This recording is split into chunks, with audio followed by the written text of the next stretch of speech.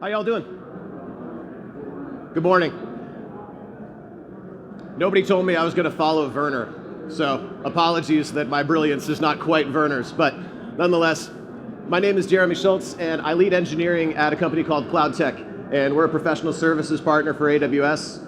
And as we round out this week, we've heard and seen an awful lot about AI, but what fuels AI? It's data. And 10 years ago, they were calling data the new oil. And I read an article this year that said data for AI is the new oil. So clearly we need a new metaphor, but they're not wrong. And so data growth is relentless, and it's growing faster every day. And I'll give you just a quick pause here for my visual aids. Thanks to AI, you have some fantastic representations of my face, so you'll be subjected to me in a variety of AI situations over the rest of this presentation. Hopefully it's entertaining. If nothing else, it'll be distracting, and you will forget that I'm not quite as brilliant as Werner. But data growth is projected to go, between 2023 and 2025, data growth is projected to go 150%, so more than double, right? Double and a half. And that's gonna reach 181 zettabytes. And in case you don't know what a zettabyte is, I had to look it up. A zettabyte is equal to 1 trillion gigabytes. So technically speaking, that's a lot. One might even liken it to a mountain. But all that data can be really useful to train AI solutions. And so before we get into how the data works, let's talk about what some of those solutions actually look like. So the fantastic people in the AWS lab have put together a library of use cases for AI implementation. And here's just a few of them to frame our conversation this morning. And then under the heading of customer experience, you've got things like chatbots. You have virtual assistants. You've got conversational analytics so that you can analyze feedback from your customers, say, on an audio conversation. Or you've got personalization so that you can deliver better experiences or increase engagement individually with your customers. On top of that, you have content moderation. So if you're looking at a situation where you have content that is vast and user-generated, you have an opportunity to create a space where your brand is protected or where you're creating a safe space online. And then you have online user identity verification, and that streamlines all of your processes going forward. Next up, you've got employee productivity, and we've heard a ton about this week. You've got employee assistance. This is the whole suite of AWS Q or Amazon Q products. You've got code generation, so think what used to be Code Whisperer, we now have with Q Developer. Then you have automated report generation, so Q Business. And there's a variety of other use cases for all of these things to help your employees work faster, work smarter, and free up their time for innovation. And then the last bucket of these types of use cases is process optimization. So we've got efficiency for employees, and now we have efficiency for process. And in this situation, you've got document processing, which is a huge one. We have conversations about this a lot in our business, where you've got unstructured data in PDFs or medical notes or something like that. And this is an opportunity to improve your organizational and operational efficiency by using tech and AI to move that through the process so people don't have to. You can derive insights from media, so think from, again, transcripts, actual audio files, videos, images, and then supply chain optimization. You can model a new supply chain configuration without having to actually make a manual change or a breaking change. You'll have an opportunity to see what it is. So these are just a few of the use cases. There are so many more and coming out every day, and certainly this week, even more so than most. Just pause for a look at me with hair. But as you might expect, in our line of work, we have a lot of conversations about AI. And they fall into two basic categories. On the one hand, you have companies that just want to know what's out there. They're interested, their board has heard about AI, they've read some articles, and it's natural to wonder what that can do for their business, but they don't have a plan. They have a lot of curiosity, and they're wondering what it might do, but they don't have a plan to execute. On the other hand, you have companies who maybe are all in and have a direction, they know where they want to go, but when we start to have the exploratory conversation and start talking about their data, their eyes get wide because they know their data's not ready, or at least it's not ready enough. But it's really the next question that we ask that gets to the crux of the matter. And that is, what do you want AI to do for you? What is the actual business outcome that you're looking for? What's the picture you want to paint with your data? So we talked about use cases before. And many of us have an idea about the potential, but what do you actually want your AI to do for you today, tomorrow, this quarter, next year, the next 10 years? Those are the types of conversations that need to be had. And maybe you don't have an answer for 10 years from now, but you should have an answer for next quarter. And so if you have that conversation, you at least have a starting point to go forward. But before embarking on anything, and especially a project that involves AI, you want to make sure that you have a deep discussion about those outcomes. And exploration and experimentation are completely valid business outcomes. You learn things along the way. That's how we all learn. But that's a very different conversation than saying, hey, I want to generate business insights from sentiment analysis of 10 years of call logs, Google reviews, return history, and website traffic patterns. That becomes a very actionable move. That becomes something that you can build a solution around. That becomes something that you can have a deeper conversation and then a project plan. So determining what you want as an outcome gives direction, and you work backwards from that goal, and then you can determine which data is the most pertinent for fueling that solution. It allows you then to paint the picture that's in your mind. Now, data challenges. It comes a little bit like herding cats. First challenge that you have is quality. It all starts here. You've got inconsistencies, dupes, omissions, and you want to find out how you can get that to a good state. In the fitness industry, they talk about you can't outwork a bad diet. Well, you can't out AI bad data. And if you try to, you end up with suboptimal results. Case in point, I don't know where that hand came from, but that's only one picture though, so I'm going to give AI props for this.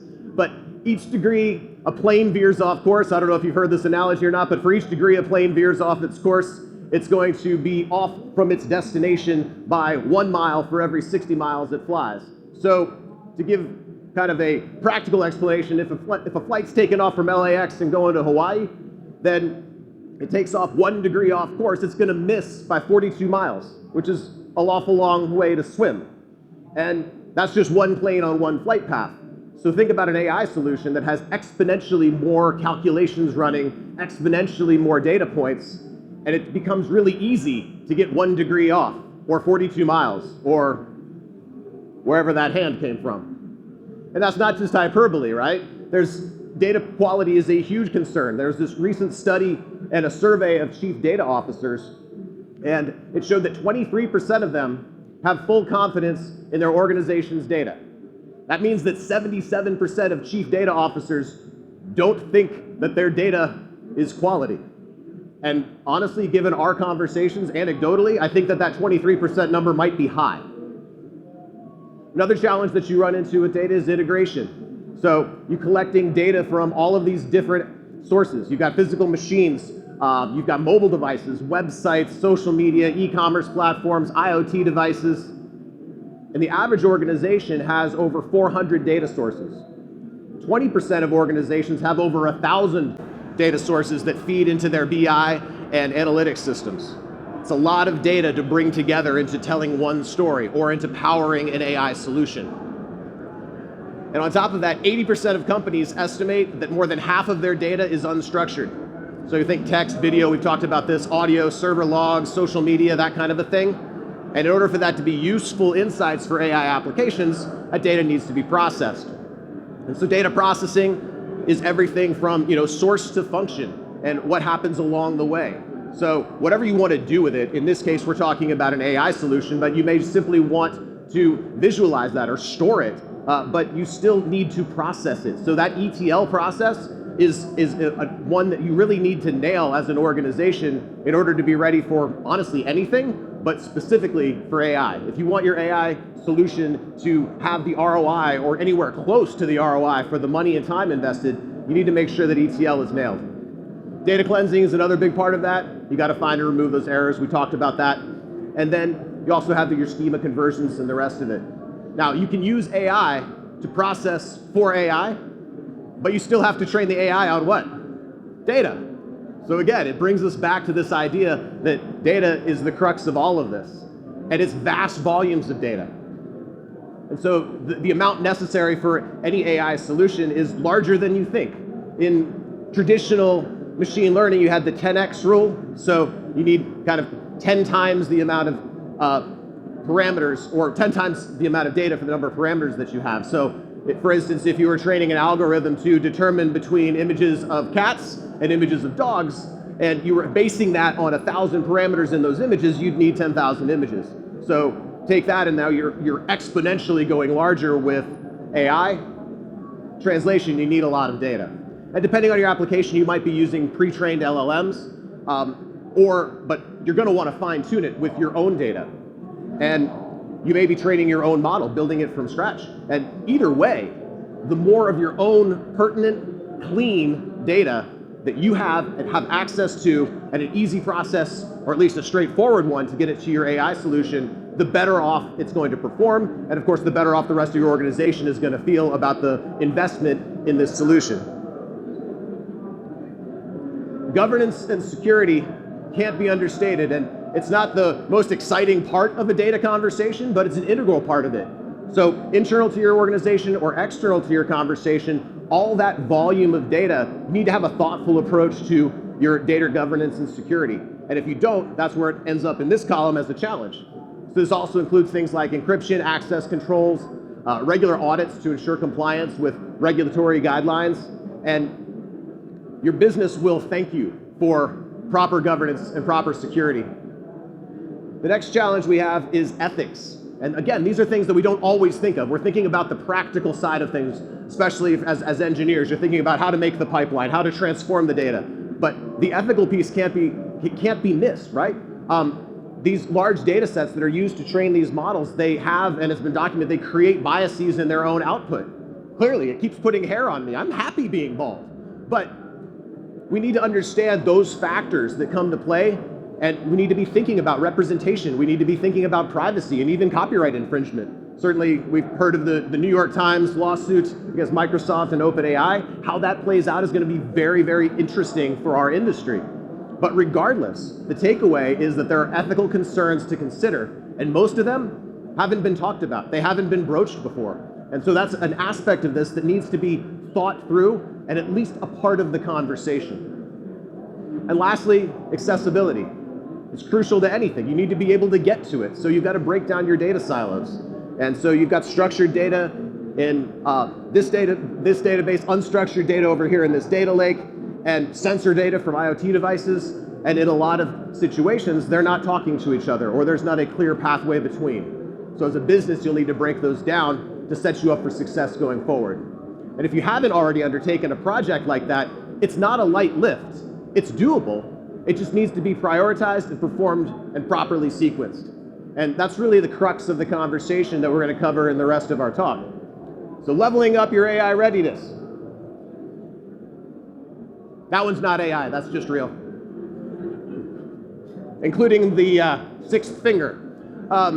There's a lot to consider when you're diving into AI. As a small, or as a business of any kind, how do you kickstart, see what I did there? The process. Well, before you start, you want to define your success criteria, the business objectives that you want to accomplish. We talked about that, but it can't be overstated. Spend time to structure your project well. And you got to know your milestones, you've got to know your metrics. And this is often the least fun part of the process, but it's the most vital. If you're not doing this, you're going to get at least 1 degree off. You're going to miss Hawaii. And sometimes it's okay. It's your first rodeo, it's your first time doing it. Then lean on expertise and experience. Use mentors, use colleagues, use maybe consultants. The next thing you got to do is actually take care of that data quality and availability challenge. So look at your data sources. Do you have complete, accurate, and consistent data? Usually the answer is no. If you don't, then you need to start by building a solid foundation there. If there are gaps, data quality concerns in your source data, then that's going to affect the rest of your ROI. It's going to affect the rest of your performance. So spend the time and money here. Make this process work for you. AWS has tons of tools for this. Favorite tools for us, Glue for ETL, right? Stream your data with Kinesis. Make things clean and efficient. This step matters. Use things like Data Wrangler, Textract, or Comprehend to make sense out of the data that you have. Get structure to that unstructured data. Move it through your pipeline in a way that's going to get it to where it needs to be and in the state that it needs to be there. So, if you're building this for anyone else in the organization, they're going to need a firm foundation in addition to what you're building on your project, and future you is going to thank you for having done the homework now so you don't have to do it again later. So make this process solid, and this is where you can easily get off if you're not careful. We talked a bit about scalable and durable data processing before when we were talking about Glue, but an efficient and effective data processing pipeline is just table stakes for all of this. You need to get it from, like I said before, from source to function as efficiently as possible. So we talked about Glue, but think about things like step functions in the process. Think about places where a Lambda can make something exponentially faster for you and potentially cheaper. And look for ways where orchestration and choreography can make your process work for you in a way that allows you to spend time working on that AI solution and not with your sleeves rolled up wrangling your own data. And again, this is where economies of scale with the cloud really come to play. Use managed services, use automation where you can, carefully and appropriately for your particular use case, but don't make things harder than they need to be. We talked about the importance and the challenge of governance before, but I can't keep going and giving you steps without talking about this piece too. Across your organization, you need to make sure that you have not only data governance that works practically, but you need data governance that also works for those business outcomes. So that same study that I cited before with those chief data officers, they talked about the business drivers for proper governance. And the business drivers for proper governance are improving data security posture. 41% of the respondents cited that as, hey, this is a big deal for our company. Optimizing costs, that makes sense, but everybody wants to optimize costs, but you don't always connect data governance with cost optimization. And complying with privacy and protection laws, with regulatory compliance, that one is one that kind of makes sense for governance, but then reducing your business risk is tied in with that. 31% of respondents said that's a major driver for us looking at governance with a really fine lens. Talent and skills. This is another one that's often overlooked. Hey, here's this cool tech, but do I have people who are trained in it or interested in being trained in it or have the capacity to be trained in it? So if you have worked backwards from what you want AI to deliver for your business, then that helps you determine your talent strategy. So sometimes getting outside help to get a quick win under your belt is the way to go. Then you can hire people over time to come into a working solution. They can learn the solution, then they can own the solution, then they can iterate on that solution going forward, and you've now created a flywheel for your own training and your own development within your organization. Sometimes you may already have people who are fantastic at this, or at least have an affinity for it, and maybe all you need is some experimentation, some hands-on labs, and then you're good to go. But you need to look at that and make decisions about that before you start the project, not finding out halfway down the road that, hey, I don't have the right team for this, and now I've invested this money, this time, and we're stuck. So with that, you need to start early, always. And in starting early, change management. Again, this isn't really about data at this point. This is about changing your organization. And if any of you have had to have a major pivot in an organization, you know that those large ships and even small ships turn slowly. And so with that, you need to think about a proper change management approach. You need to have influencers. Ideally, they're outside of technology. A lot of people in technology are going to be all in on your AI solution. This is cool, it's neat, it gives Jeremy 6 fingers, it's amazing. But outside of that, other business units, business leaders, they need to understand the what's in it for them. And increasingly and importantly for you, you need to find those influencers in those other areas who will help you carry that standard and help you change an organization. So find those folks, bring them into the fold, and then help them help you move your project forward.